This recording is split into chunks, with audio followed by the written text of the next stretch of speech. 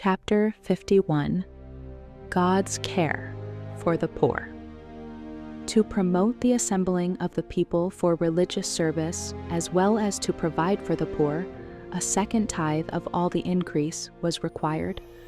Concerning the first tithe, the Lord had declared, "I have given the children of Levi all the tenth in Israel." Numbers 18:21.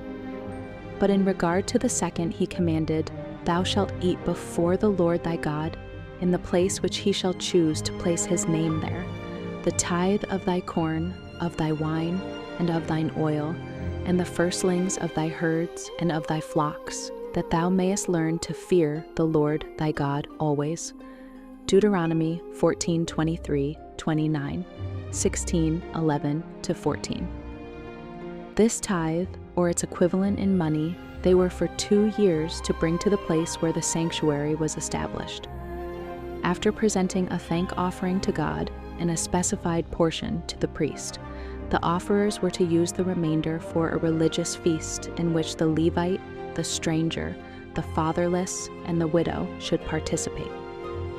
Thus, provision was made for the thank offerings and feasts at the yearly festivals, and the people were drawn to the society of the priests and Levites, that they might receive instruction and encouragement in the service of God. Every 3rd year, however, the second tithe was to be used at home in entertaining the Levite and the poor, as Moses said, "that they may eat within thy gates," and be filled. Deuteronomy 26:12. This tithe would provide a fund for the uses of charity and hospitality, and further provision was made for the poor. There is nothing, after their recognition of the claims of God, that more distinguishes the laws given by Moses than the liberal, tender, and hospitable spirit enjoined toward the poor. Although God had promised greatly to bless his people, it was not his design that poverty should be wholly unknown among them. He declared that the poor should never cease out of the land. There would ever be those among his people who would call into exercise their sympathy, tenderness, and benevolence. Then, as now, persons were subject to misfortune, sickness, and loss of property. Yet so long as they followed the instruction given by God, there were no beggars among them, neither any who suffered for food. The law of God gave the poor a right to a certain portion of the produce of the soil. When hungry, a man was at liberty to go to his neighbor's field, or orchard, or vineyard, and eat of the grain or fruit to satisfy his hunger. It was in accordance with this permission that the disciples of Jesus plucked and ate of the standing grain as they passed through a field upon the Sabbath day. All the gleanings of harvest field, orchard, and vineyard belonged to the poor.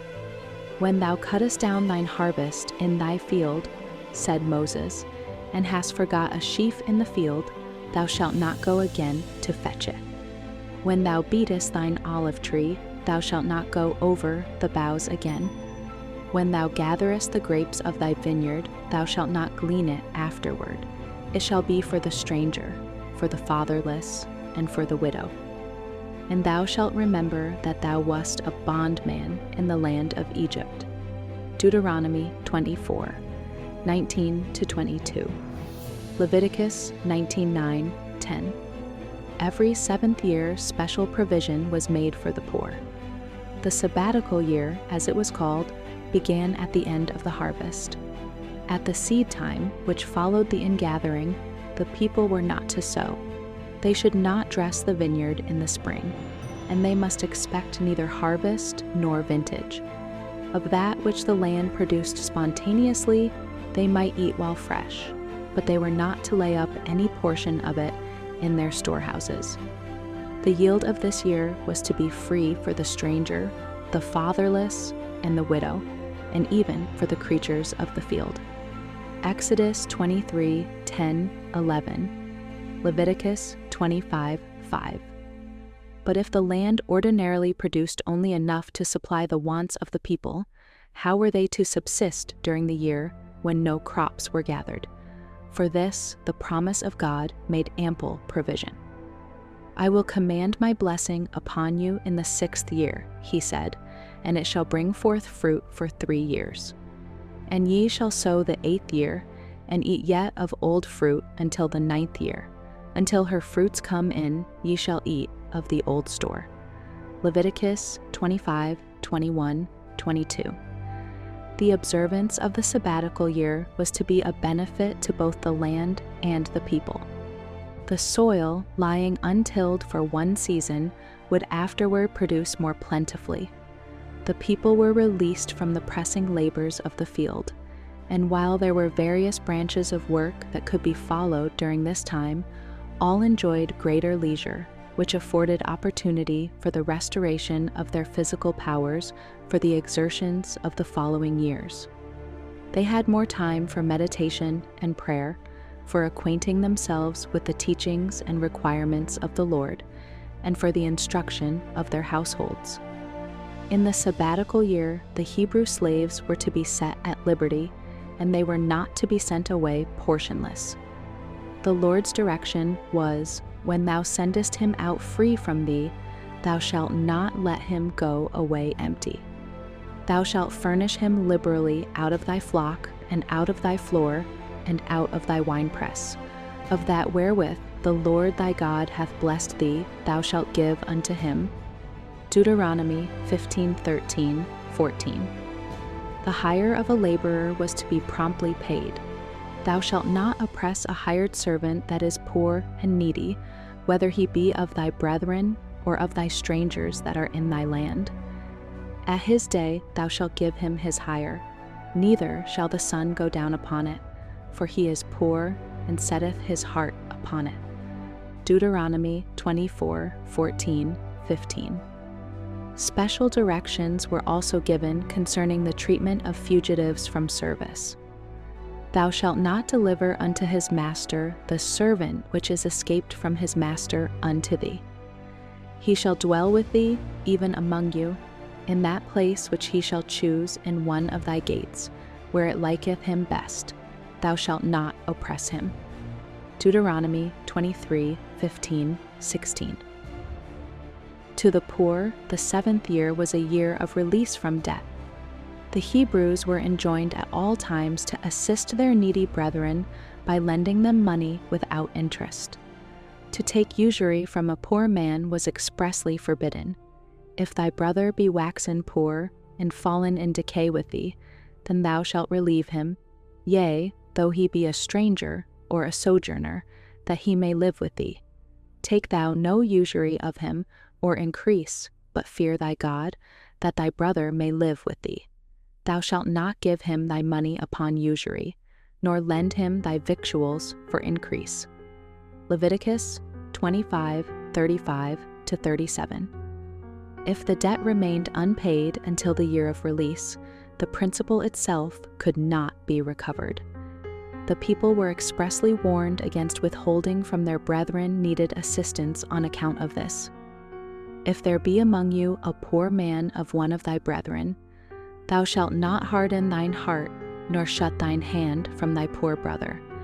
Beware that there be not a thought in thy wicked heart, saying, the 7th year, the year of release, is at hand, and thine eye be evil against thy poor brother, and thou givest him not, and he cry unto the Lord against thee, and it be sin unto thee.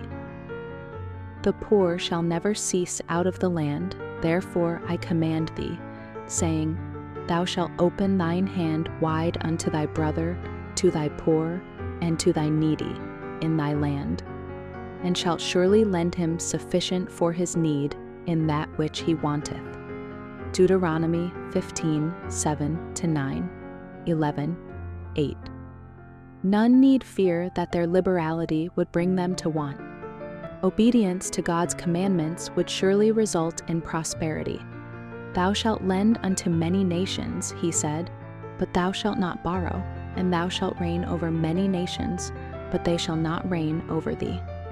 Deuteronomy 15:6. After 7 Sabbaths of years, 7 times 7 years, came that great year of release, the Jubilee.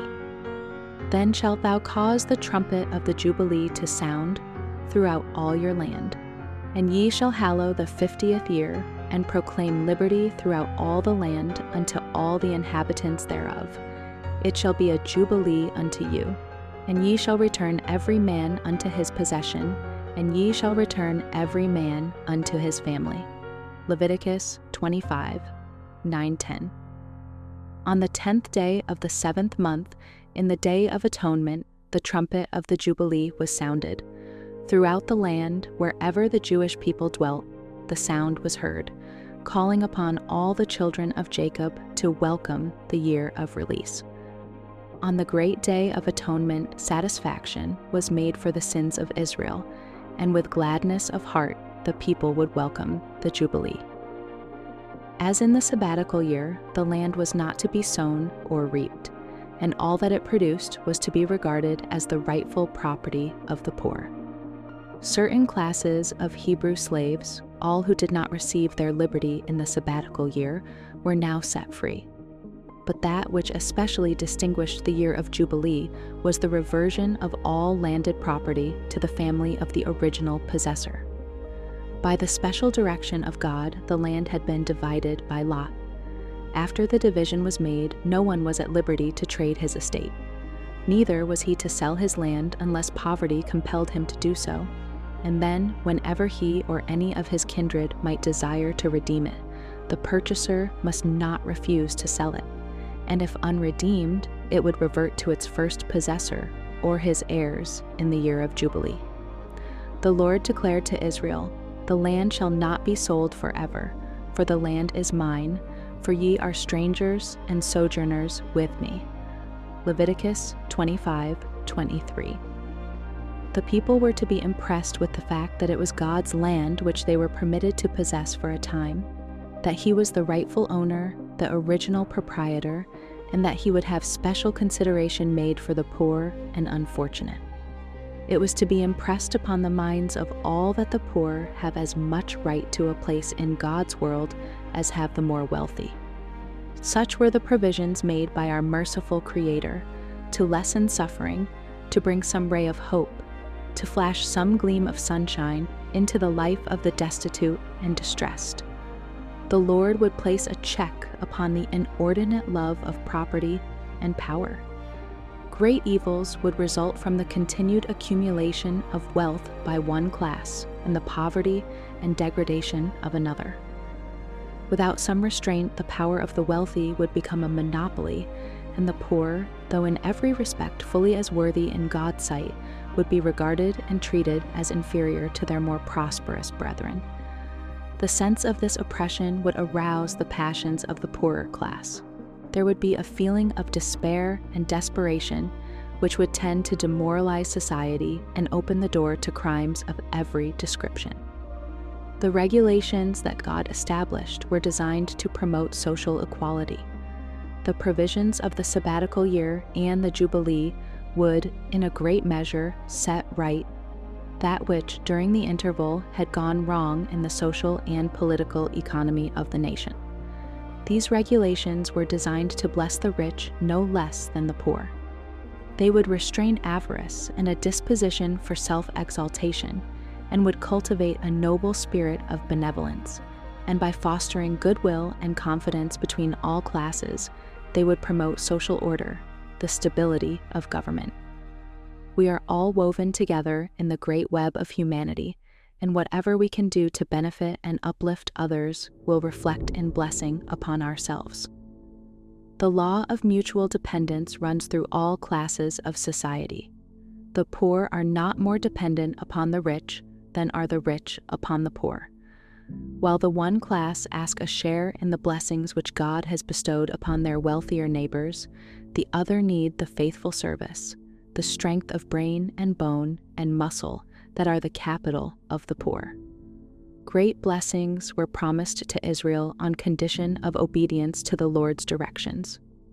"I will give you rain in due season," he declared, "and the land shall yield her increase, and the trees of the field shall yield their fruit. And your threshing shall reach unto the vintage, and the vintage shall reach unto the sowing time. And ye shall eat your bread to the full, and dwell in your land safely. And I will give peace in the land, and ye shall lie down, and none shall make you afraid. And I will rid evil beasts out of the land, neither shall the sword go through your land. I will walk among you, and will be your God, and ye shall be my people. But if ye will not hearken unto me, and will not do all these commandments, and ye break my covenant, ye shall sow your seed in vain, for your enemies shall eat it. And I will set my face against you, and ye shall be slain before your enemies. They that hate you shall reign over you, and ye shall flee when none pursueth you. Leviticus 26, 4-17. There are many who urge with great enthusiasm that all men should have an equal share in the temporal blessings of God. But this was not the purpose of the Creator. A diversity of condition is one of the means by which God designs to prove and develop character.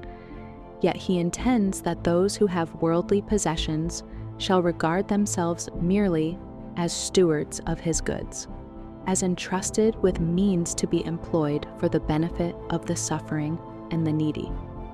Christ has said that we shall have the poor always with us, and He unites His interest with that of His suffering people. The heart of our Redeemer sympathizes with the poorest and lowliest of His earthly children. He tells us that they are His representatives on earth. He has placed them among us to awaken in our hearts the love that He feels toward the suffering and oppressed. Pity and benevolence shown to them are accepted by Christ as if shown to Himself. An act of cruelty or neglect toward them is regarded as though done to Him. If the law given by God for the benefit of the poor had continued to be carried out, how different would be the present condition of the world, morally, spiritually, and temporally. Selfishness and self-importance would not be manifested as now, but each would cherish a kind regard for the happiness and welfare of others, and such widespread destitution as is now seen in many lands would not exist. The principles which God has enjoined would prevent the terrible evils that in all ages have resulted from the oppression of the rich toward the poor, and the suspicion and hatred of the poor toward the rich.